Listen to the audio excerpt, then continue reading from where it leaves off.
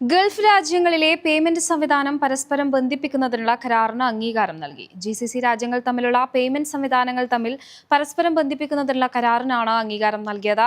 ഇതുമായി ബന്ധപ്പെട്ടുള്ള ഉത്തരവ് ഔദ്യോഗിക ഗസറ്റിൽ പ്രസിദ്ധീകരിച്ചു. ഉത്തരവ് പ്രകാരം ഗൾഫ് രാജ്യങ്ങളിലെ പേയ്മെന്റ് സംവിധാനം ഉപയോഗിച്ച് ഇതര ഗൾഫ് രാജ്യങ്ങളിൽ സാമ്പത്തിക ഇടപാടുകൾ നടത്താൻ സാധിക്കും.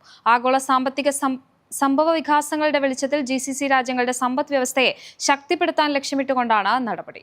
ഇതിനു പുറമെ GCC രാജ്യങ്ങൾ തമ്മിലുള്ള ബന്ധം ശക്തിപ്പെടുത്തുന്നതിനും വിവിധ മേഖലകളിൽ സഹകരണം വികസിപ്പിക്കുന്നതിനും കരാർ സഹായകരമാകുമെന്നാണ് വിലയിരുത്തുന്നത്.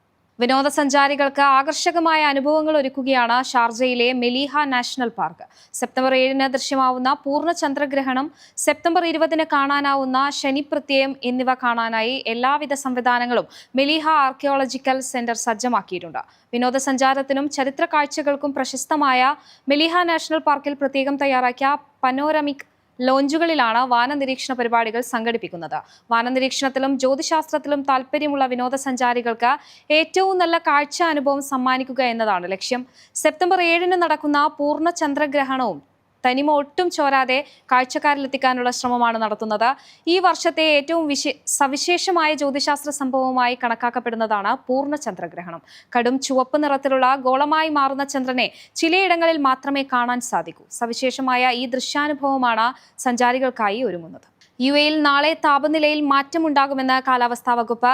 ചിലയിടങ്ങളിൽ ചൂട് കുറയുന്നതോടൊപ്പം മഴയ്ക്കും സാധ്യതയുണ്ടെന്ന് അധികൃതർ അറിയിച്ചു. തീരപ്രദേശങ്ങളിലും ചൂട് കുറയും.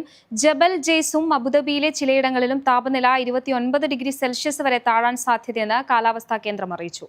ദുബായിലും ഷാർജയിലും ഉയർന്ന താപനില 38 ഡിഗ്രി സെൽഷ്യസും കുറഞ്ഞ താപനില 30 degree സെൽഷ്യസുമായിരിക്കും.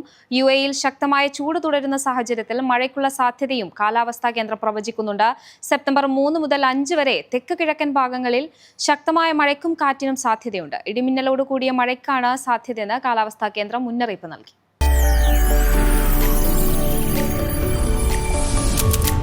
NTV UAE to the world.